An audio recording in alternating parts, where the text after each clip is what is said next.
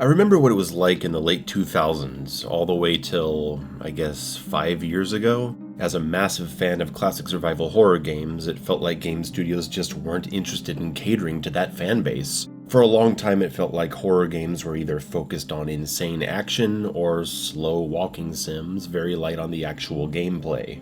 And I'm not saying that there are no good survival horror games released in that time, or that horror games that aren't strictly survival horror are all bad, but ever since Resident Evil 7, and to a larger degree the Resident Evil 2 remake, were so successful, they proved that survival horror still has a place in today's market.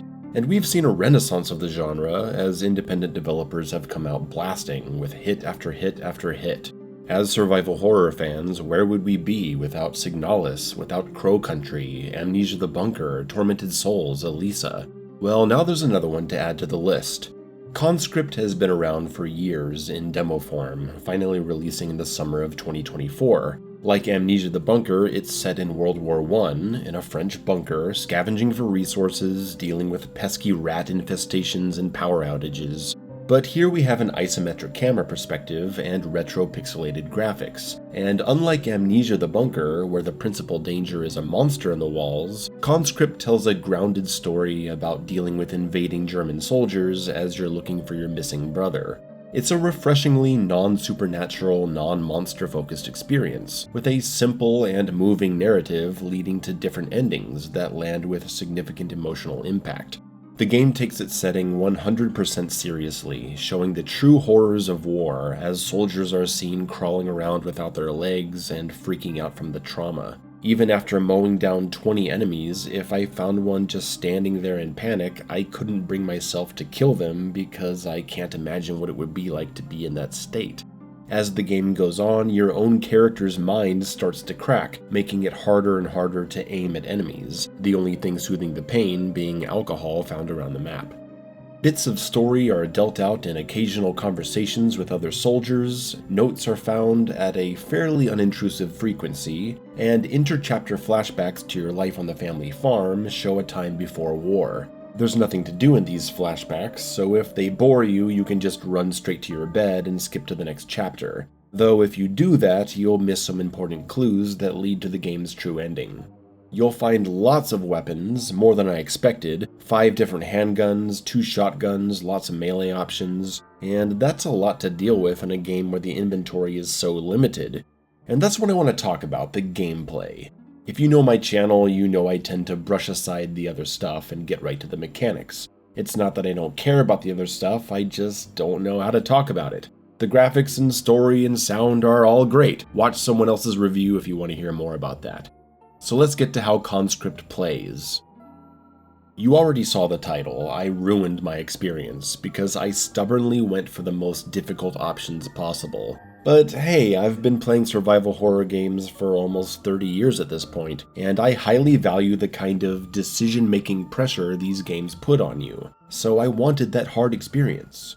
And I severely underestimated the challenge that I'd find on the veteran difficulty. This isn't just a case of enemies doing more damage or having fewer resources. The exploration of the first map is severely impacted due to the removal of the center item chest. See, Conscript is very classic Resident Evil. Item chests to store what you can't carry, ink ribbons for limited saves, and a corpse burning mechanic to keep the rats from coming back into areas you need to backtrack through. On top of that, we have RE4 similarities, with a merchant buying and selling items, weapon statistic upgrades, and occasional enemies dropping resources. Though not enough to make me feel like I should murder everyone to get their loot. Enemies will only drop something here and there. You still feel a good amount of resource pressure to avoid conflict when you can, and the more enemies you kill, the more corpses you need to burn so you don't have to deal with the rats, and gas is limited. So, on veteran difficulty, the central item chest is gone, meaning you have to go all the way to the left and right sides of a fairly large and dangerous map to sort your inventory. And this wouldn't be so bad if your inventory weren't also more restricted. Soldier difficulty starts you with 10 slots, while veteran only has 8. 8 slots and no central item chest fundamentally changes the experience, and I wholeheartedly do not recommend it to anyone on their first time. Don't make my mistake. There are a lot more items to pick up than in an old Resident Evil game, enemies are far more threatening, and the backtracking is way more intense. Just the first map feels about as big as the entirety of the first Resident Evil game. That may be an exaggeration, but you get what I'm saying. These maps are huge, and they take a long time to figure out. Even when I stopped playing Veteran around late Chapter 3 and restarted on Soldier, it still took me like 3 to 4 hours to get back to where I was, even though I already knew where I was going. It still took that long. Conscript expands the maps and backtracking so much that it crosses the line into Metroidvania territory, which is something I'm not really a fan of. I prefer more compact map exploration, like those old survival horror games. I'm not saying the maps aren't well designed, they absolutely are, and I get a lot of satisfaction from figuring them out. I just would have personally preferred a narrower experience. It's not helped by the fact that many important progression points are not marked on your map after you discover them, which is an incredibly frustrating thing to deal with in a game where you're backtracking to things hours later and planning routes around enemies and rats. Some things get marked on the map, but others don't, and I can't find any logic in it. Thank God locked doors are marked, and even note what kind of key is required for it. Conscript also bucks the modern trend of highlighting rooms that haven't been fully explored yet, which is something I think has made the survival horror genre better and easier to recommend to people who don't want to run around a map aimlessly for 2 hours re-inspecting every room to find what they missed.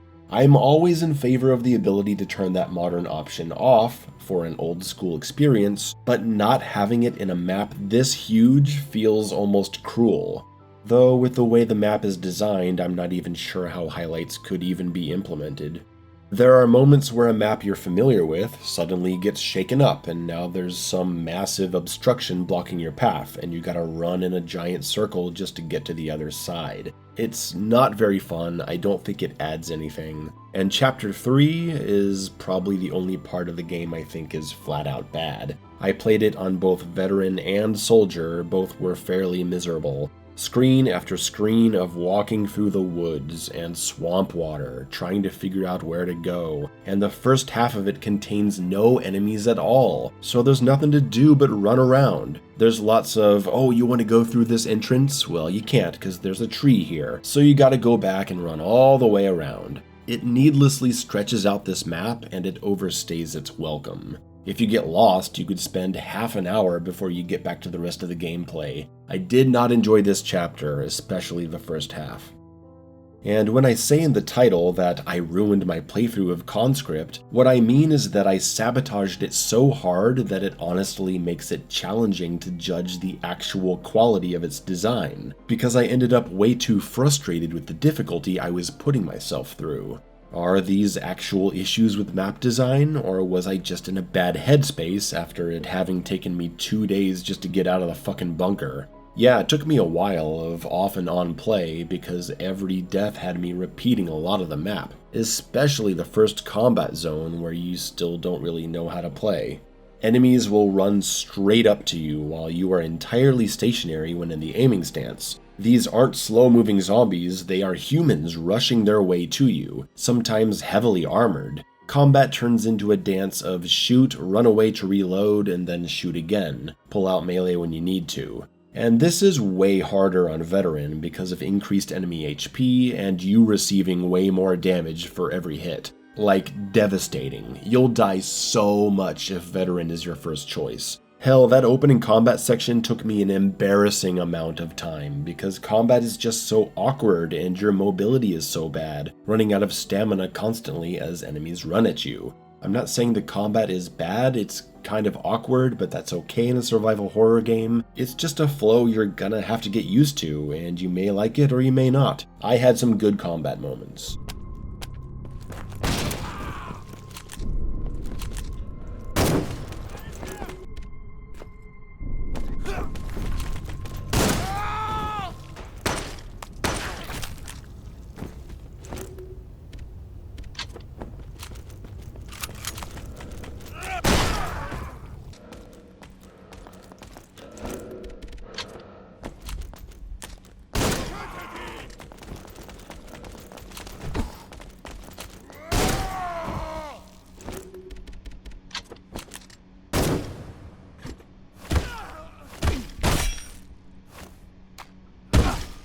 Enemies are vicious, but they're also blind and stupid. There are so many instances where I ran right in front of these dumbasses and they didn't realize I was there. You can be standing there with a flashlight shining on them in the dark and they think nothing of it. They run right into a raging fire because they only know how to run right at you. And they're deaf. Doesn't matter how loud your footsteps are, they'll never notice you stomping around behind them because they have to see you to know you're there. What's wrong with these guys? It's like they're the people inside the tanks in Arkham Knight. And this just seems like the perfect game to have a stealth system. You're supposed to try to avoid combat to save resources. There are hiding spaces. Why is there not a creeping mechanic to walk quietly because your footsteps attract attention? How about being able to throw alcohol bottles to make an enemy go investigate an area? It's not just something I think would be cool, it feels like a core mechanic that's legitimately missing from the experience. It's nice that you can sneak up on an enemy and kill him with your melee to not attract attention, but it's also weird that enemies don't notice dead soldiers in the areas they're patrolling. They're not zombies, they're soldiers. Why do they not notice this stuff? Actually fighting the enemies is a serious deal because they will swarm you and take your life down fast. And I will say that once you've increased your max stamina, upgraded your weapons, and found a flow of real-time weapon swapping to do a bunch of damage before you have to reload, combat actually starts to feel pretty good. You start learning how much damage certain enemies need to take to be put down, and you develop combos in a way. By the end of the game, I was really into it. I just had to ignore the annoying issues of basic enemies at times not flinching from heavy gunshots, getting shot through walls, which is infuriating, not being able to dodge at any angle other than 90 or 45 degrees, which causes me to roll into walls or directly into enemies, and barrels that just don't get shot even though I'm aiming right at them. Fuck!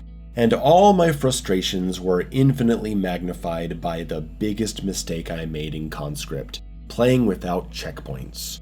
Can you blame me though? What classic survival horror fan wants to play using checkpoints? These games were built on save game management and the loss of progress when you die. There's an option to play with unlimited saves if you want that experience, and I'm not judging you if you pick that, but obviously I'm gonna go for limited saves, so I have to make tougher decisions.